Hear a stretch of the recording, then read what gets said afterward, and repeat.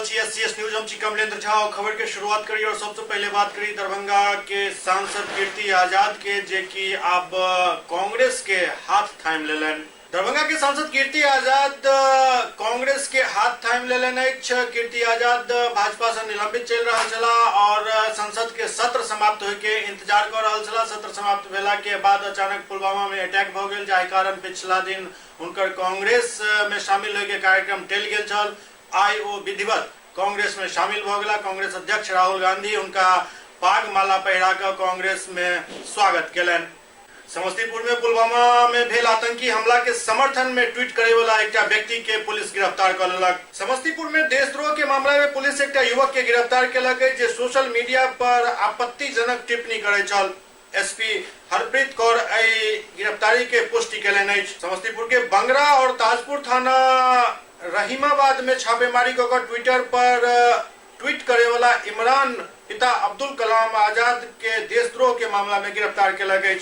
SP Harpreet Kaur बतौलन जे एहि तरह के आपत्तिजनक सोशल मीडिया पर ट्वीट करे से समाज में विद्वेष फैलैत अछि और सरहद पर जान जोखिम में डालकर रक्षा करे वाला के अपमान अछि। एसपी बतौलन जे जहिना एहि ट्वीट के बारे में उनका जानकारी मिलल, तुरंत एक टीम गठित कर साइबर सेल के एक्टिव केलन और युवक के पहचान कर गिरफ्तार करे के आदेश दिलन।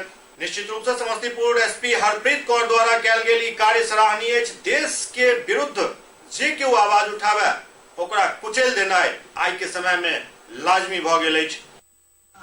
आईटी एक्ट के तहत और बाकी जो धाराएं हैं आईपीसी की, उसके तहत इसके खिलाफ एफआईआर किया गया। हाँ बिल्कुल,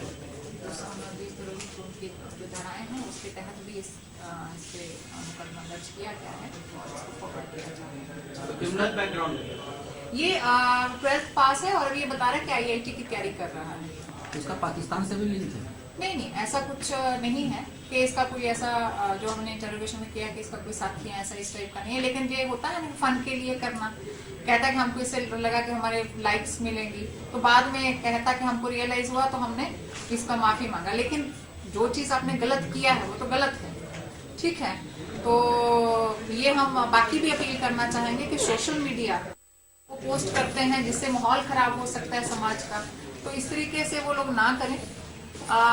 जो हमारी देश की भावनाएं हैं, देशभक्ति की, हमारा देश हमारी प्रायोरिटी है और जो लोग अभी शहीद हुए हैं उनको भी हम सलाम करते हैं।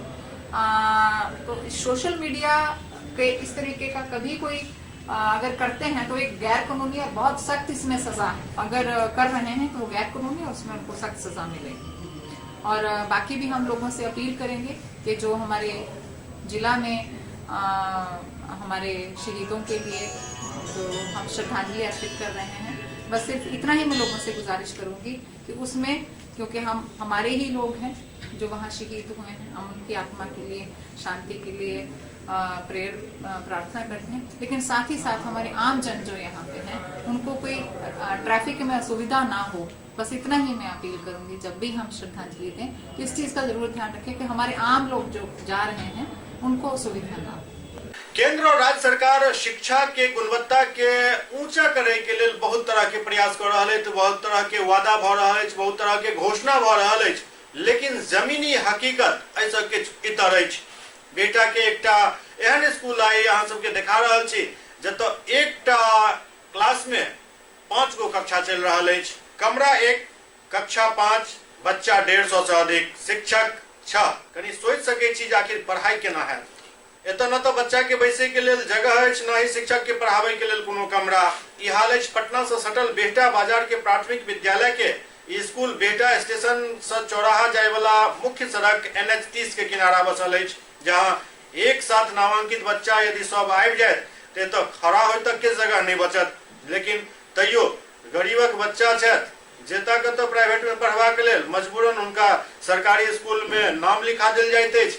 और स्कूल के हाल एहन अछि जे देख कर समझ सके छी जे आखिरकार एहिठाम पढ़ाई की होइत है। स्कूल परिसर में जगह नहीं होय के कारण तो सुबह में प्रार्थना बाहर करायल जाइत अछि। पढ़ाई के लेल बच्चा के एक कमरा में 2 तरफ बैसायल जाइत अछि। मतलब यदि एकटा क्लास पूरब मुँह चल रहा है तो दोसर क्लास पश्चिम मुँह चल रहा है। और एना में जहन शिक्षक एक तरफ पढ़ा रहल होइत छथि तो दोसर तरफ के बच्चा सेहो वह सुनै छथि, कियाक तऽ दोसर शिक्षक के आवाज एहिठाम गूंजऽ लगैत अछि।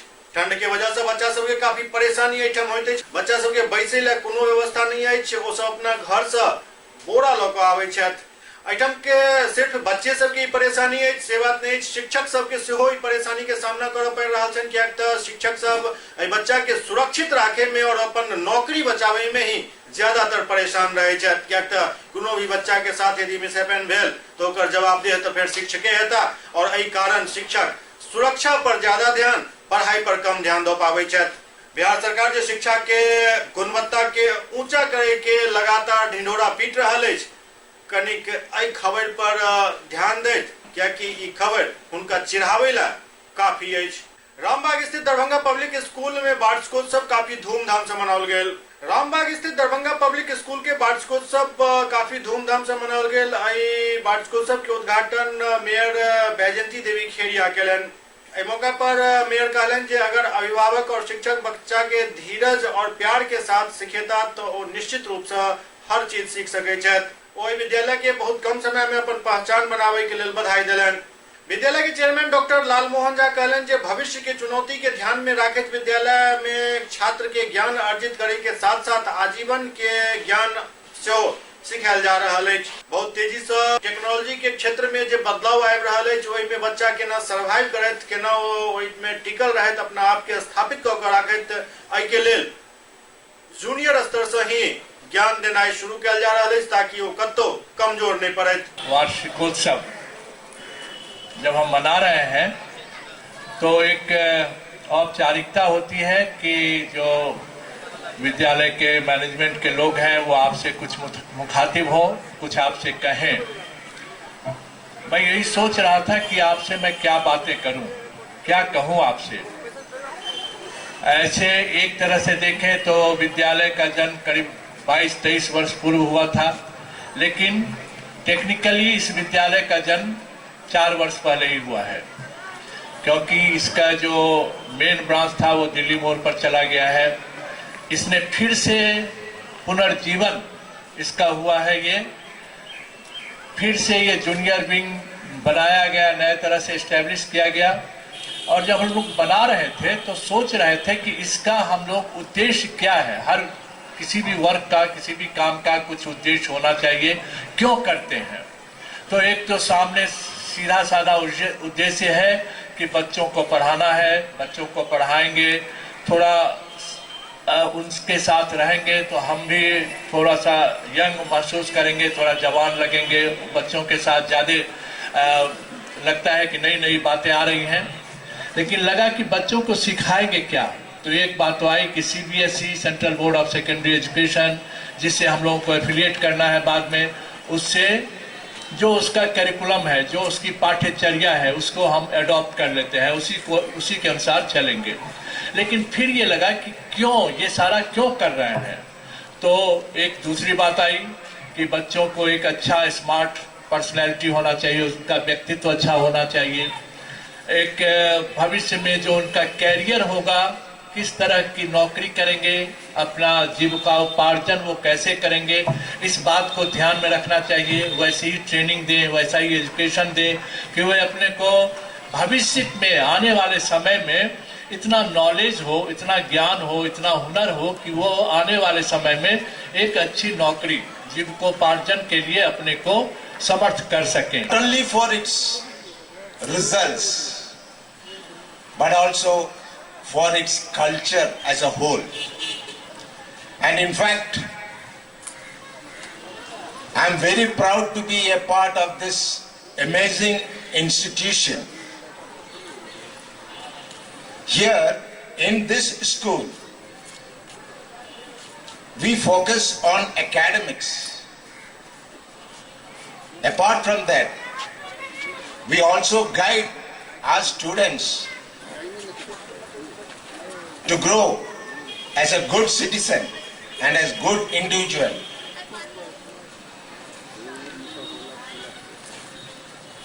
I am quite sure that all of you will be eagerly waiting to see the variety entertainment programs of our students.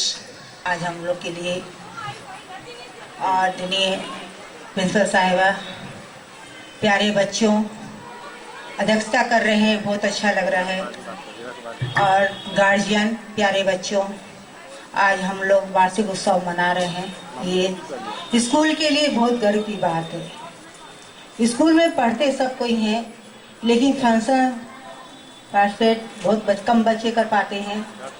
ये हुनर होना चाहिए सब में। आज हम लोग यही यहाँ बैठ के देखेंगे कि किस बच्चे में कितनी काबिलियत बनी है, वो हम लोग देख के खुशी मनाएंगे। ये बच्चे हम ही लोग के हैं और हम ही लोग खुशी मनाएंगे। तो जिस तरह से हम लोग बच्चों को देख के आज उनका प्रोग्राम देख के खुशी मनाते हैं, तो हम लोग यही चाहेंगे कि बच्चे लोग भी उसी तरह से पढ़ के और आगे बढ़ें और कुछ करके दिखाएं। इसमें हमारी ज़्यादा खुशी और ज़्यादा उन्नति होती है। Honorable Chairman Sir, Honorable Principals of Darbhanga Junior Public School and Darbhanga Public School, Honorable Guardians and Parents who have come here, my friends from media and dear students. It is always an honor to be a part of this family, and it is always an honor and a privilege to welcome you all. Towards the beginning of the entire function, we heard about a concept or about the thoughts that what is so significant which is changing across the world, and how do we need to prepare our children for the future. United Nations Organisation का नाम कई लोगों ने सुना होगा। उनके education wing ने एक रिसर्च किया कि 21वीं सदी के बच्चों को क्या बताया जाए कि वो सबसे अच्छी तरह आने वाले भविष्य के लिए तैयार हो सकते हैं। लगभग 4 से 5 साल चले इस रिसर्च के बाद उन्होंने उस नैरो डाउन किया उस क्वालिटीज को केवल 4C के रूप में, यानी 4 शब्द जो उनको ध्यान में रखने हैं अपने बच्चों को 2030, 2035, 2040 के लिए तैयार करने में। और इत्तेफाकन उस चारों शब्दों की शुरुआत C अक्षर से होती है। पहला C है कम्युनिकेशन। इंसान क्या बोलते हैं उससे ज्यादा महत्व रखता है कि चीज को किस तरह से बोलते हैं, किस तरह से अपने आप को संप्रेषित करते हैं, किस तरह से अपने आप को अभिव्यक्त करते हैं। ये ट्रेनिंग बहुत ही आवश्यक है, चाहे जो भी शैक्षणिक संस्थाएं हों, वो स्कूल लेवल की हों, कॉलेज की हों, या चूंकि बच्चों को और इंसानों को लाइफ लॉन्ग लर्नर्स रहना है, तो हर एक सोसाइटी की भी ये जिम्मेदारी होती है कि इंसान को, बच्चों को अच्छे कम्युनिकेटर्स बनाएं, जो जानते हों लेकिन अपनी बातों को अच्छी तरह से प्रभावशाली ढंग से रखने का जो गुण है वो भी उनके अंदर उतना ही विकसित होना चाहिए। So first C is communication. जो सेकेंड सी उन्होंने बताया कि आने वाले भविष्य के लिए क्या चीज जरूरी है बच्चों के अंदर डेवलप करने के लिए, वो सेकेंड सी है क्रिटिकल थिंकिंग। यानी कोई भी चीज जब बच्चा खुद अपने आप से सोच सके, ऐसा नहीं हो कि जो उसने याद किया, जो उसने रटा या जो उसको बताया गया, केवल उसी चीज को वो रिप्रोड्यूस कर पा रहा है। उसके अंदर ये एबिलिटी डेवलप करनी होगी कि किस तरह से वो खुद भी सोच सके, चीजों को कंपेयर कर सके, क्रिटिकली एनालाइज कर सके और फिर अपना एक ओरिजिनल विचार, अपना एक ओरिजिनल ओपिनियन फॉर्म कर सके। ये होती है क्रिटिकल थिंकिंग। जो तीसरा सी है जो उस रिसर्च के आधार पे आया, वो है क्रिएटिविटी, रचनात्मकता या सृजनशीलता कह सकते हैं आप उसको, कि दुनिया में जो चीज एग्जिस्ट कर रही है उसके आगे बढ़ के कोई नई चीज को रचना। वो छोटे छोटे चीज हो सकती है, एक पेंटिंग हो सकती है जो बहुत ही बेसिक स्तर की मैं बात करूं, वो एक छोटी सी कविता हो सकती है बच्चों की 4 लाइन की, क्योंकि वो कविता 4 लाइन की ही भले हो, वो उस बच्चे के लिखने से पहले इस दुनिया में एग्जिस्ट नहीं करती थी। उस कविता को जन्म दिया है उस बच्चे ने। आप नई चीजों की जन्म देने की कितनी क्षमता रखते हैं, ये आने वाले भविष्य की तैयारी के लिए बहुत ही महत्वपूर्ण है।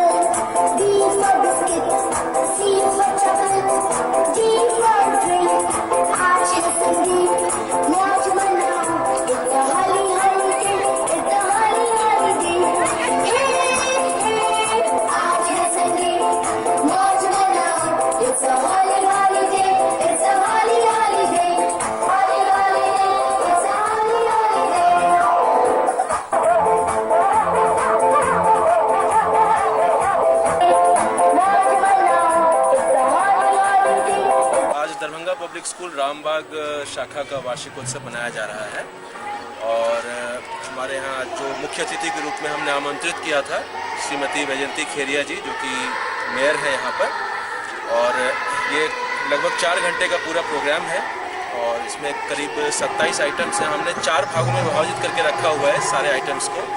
इसमें एक म्यूज़िक है, डांस है, एक ड्रामा है और चौथा कैटेगरी जो हमने इंट्रोड्यूस किया है इस बार वो इनोवेशन, यानी नया आप क्या ऐसा लेकर आ रहे हैं मंच पर जो कि लोगों ने पहले नहीं देखा हो या कॉमनली आपको नज़र नहीं आता है। और जो छोटे बच्चे से लेके जो हमारे यहाँ 8वीं क्लास तक की पढ़ाई है रामबाग की शाखा में, 8वीं क्लास तक के हैं और सब लोग इन्वॉल्व हैं इसमें। और आप देख रहे हैं कि इसमें मैसेज और मनोरंजन दोनों का एक आपस में पूरा जो बैलेंस होता है, जो संतुलन होता है, वो आपको नज़र आएगा। जो यूएनओ का रिसर्च है उसमें आने वाले समय में 4 C बहुत इम्पोर्टेंट होने वाले हैं शिक्षा के परिदृश्य से। पहला C है वो है आपका कम्युनिकेशन, यानी किस तरह से अभिव्यक्त करते हैं अपनी बातों को, संप्रेषित करते हैं अपनी बातों को। दूसरा C है क्रिटिकल थिंकिंग, यानी किस तरह से आप सोचते हैं और क्या ओरिजिनल थिंकिंग आपकी है कि नहीं है। तीसरा C है आपका क्रिएटिविटी, यानी सृजनशीलता या रचनात्मकता, यानी दुनिया में जो चीज़ पहले से मौजूद है उसके इधर जाके, उसके आगे जाके कुछ आप नई रचना कर पाते हैं कि नहीं। और चौथी और सबसे इम्पोर्टेंट चीज़ है कोलैबोरेशन, यानी सामंजस्य। एक टीम के रूप में आपके काम करने की क्षमता जो है वो किस तरह से शिक्षा के माध्यम से आप विकसित कर पाए बच्चों को। बीएसएनएल कर्मी अपन विभिन्न मांग के लोग 3 दिवसीय हड़ताल पर चल गेल छथि। बीएसएनएल के 3 दिवसीय हड़ताल शुरू भ गेल अछि। 20 तारीख तक ई हड़ताल चलत। बीएसएनएल के ईटीआर में हड़ताल शुरू भेल। हड़ताल के संबोधित करैत शाखा के सचिव विनय केंद्र सरकार के गलत नीति के विरोध करैत कहलनि जे केंद्र सरकार बीएसएनएल के कर्मचारी के 3rd वेतन संशोधित नहीं केलक। बीएसएनएल के अखन तक 4G नहीं भेटल। एके अलावे अन्य कई मांग विचाराधीन अछि। हड़ताल में ईटीआर के मंडल अभियंता AK लाल, उपमंडल अभियंता राकेश कुमार, जेई ललन कुमार सहित सैकड़ों कर्मचारी धरना पर बैसल छला। जिंदाबाद इनकलाब जिंदाबाद जिंदाबाद जिंदाबाद बीएसएनएल जिंदाबाद जिंदाबाद जिंदाबाद बीएसएनएल जिंदाबाद जिंदाबाद जिंदाबाद। प्रधानमंत्री होश में आओ, होश में आओ, होश में आओ। प्रधानमंत्री होश में आओ, होश में आओ, होश में आओ। हम लोग दरभंगा में AUAB यानी all unions and associations of BSNL के आह्वान पर, जिसमें कि करीब 9 यूनियन है, मुख्य रूप से BSNL एम्प्लॉइज यूनियन, NFT, हम NFT के हैं और एसोसिएशंस के, इस 9 एसोसिएशंस और यूनियंस का आज से 3 दिन के लिए 18, 19, 20 तारीख तक के लिए हड़ताल, BSNL में हड़ताल पर हमारे सारे कर्मचारी पदाधिकारी बैठे हुए हैं। हमारा डिमांड है जो 1.5 साल से हम लोग जिसके लिए संघर्ष कर रहे हैं मैनेजमेंट से, सरकार के साथ, और अभी तक जो है सो पूरा नहीं हुआ। उस मुख्यतया उसका 2 पार्ट है। एक पार्ट है हमारे कर्मियों का पे रिवीजन और दूसरा है रिवाइवल ऑफ BSNL। दोनों मिला के 8 एजेंडा हमारे पास है। एक में है 15% फिटमेंट के साथ 3rd पे रिवीजन का निराकरण। 2 में प्रस्तावित 4G स्पेक्ट्रम को शीघ्र आवंटित करने के लिए, यह रिवाइवल में है। पेंशन रिवीजन को पे रिवीजन से पृथक करने के आश्वासन का क्रियान्वयन 3 दिसंबर को हमारे मंत्री मनोज सिन्हा साहब ने ये घोषणा किया था कि पेंशनर को हम जो है सो इससे BSNL के पे रिवीजन से रिली डीलिंक्ड करके at par with central employees मैंने पेंशनर्स, उसको हम पेंशन दे देंगे। उस पर भी कुछ भी क्रियान्वयन नहीं है। BSNL एम्प्लॉइज यूनियन के जिला सचिव दरभंगा में हैं और ये आजकल जो 3 दिवसीय प्रोग्राम चल रहा है ये हमारे आपका यूनियंस और एसोसिएशन का आपका यूनाइटेड फोरम जो ऑल इंडिया में बना, उसी के दिल्ली के आह्वान पर हो रहा है। जो हमारा जो मांग अभी 8 दिया गया, उसमें मुख्यतः 2 ही मांग इम्पोर्टेंस है। एक हमारा मेन फोकस है कि हमारा 3rd PRC वेतन संशोधन। दूसरा है कि जो BSNL का जो परिस्थिति 18 साल में हो गया है, उसको हम उत्थान के लिए कितना से कितना हमारे भारत सरकार इसको मदद करे और जो हमारा परिस्थिति है वो धीरे धीरे इसमें सुधार हो। और इन्हीं मांग के लिए 3 दिसंबर 2018 को इंडेफिनिट स्ट्राइक था, जिनको सरकार ने आपको उसको आश्वासन देके छोड़ दिए और उसी के आलोक में जब ये नहीं फिर माने तो मंत्रालय के आश्वासन के बावजूद भी जब नहीं हुआ तो पुनः ये फिर 3 दिवसीय हड़ताल का ऑल इंडिया में प्रोग्राम चल रहा है। और इसमें जो हमारा ऑल इंडिया का जो हमारा फोरम है उसके दिशा निर्देशन पर जो भी अगला आदेश होगा वो हम करेंगे। आज हम 3 दिन के लिए हम इसी से हैं कि हमारा 3rd डिवीजन हो और BSNL को आपको और ये 4G स्पेक्ट्रम आपको ऑर्बिटम आवंटन हो और जो सारी मांग है वो तो है। और एक साथ में जो हमारा रिवाइजन हुआ था उसमें जो हमारा ड्यू है एजेंडा उसको इमीडिएट लागू किया जाए। हम लोगों का पे रिवीजन होना है, 3rd पे रिवीजन जो ड्यू था 1/1/2017 से जो आज तक लागू नहीं हुआ है उसके खिलाफ 4G स्पेक्ट्रम अभी तक BSNL को नहीं मिला है, उसके खिलाफ पेंशन नीति में संशोधन नहीं हुआ है, उसके खिलाफ उसके साथ और अन्य मांग है। उस सब के खिलाफ हम लोगों का 3 दिवसीय हड़ताल जो आज 18 से शुरू हुआ है जो 20 तारीख तक चलेगी, ये केंद्र सरकार की नीति के खिलाफ हम लोग आज से 3 दिवसीय हड़ताल पर BSNL को बंद पूरी संचार व्यवस्था ठप है। और ये हड़ताल ऑल इंडिया लेवल पर है, जो ऑल इंडिया लेवल पर हम लोगों का केंद्रीय नेतृत्व जो दिल्ली से आह्वान करता है और उसके दिशा निर्देश पर संयुक्त मोर्चा के तत्वाधान में ये हड़ताल जिसमें अफसर एंड कर्मचारी सारे लोग इंक्लूड हैं, उन सभी लोगों के सहयोग से ये 3 दिवसीय हड़ताल आयोजित किया जा रहा है। SCS न्यूज के अंक में अगले अंक में फिर कुछ और समाचार संग उपस्थित है। तब तक अपने सब देखते रहो SCS न्यूज। नमस्कार।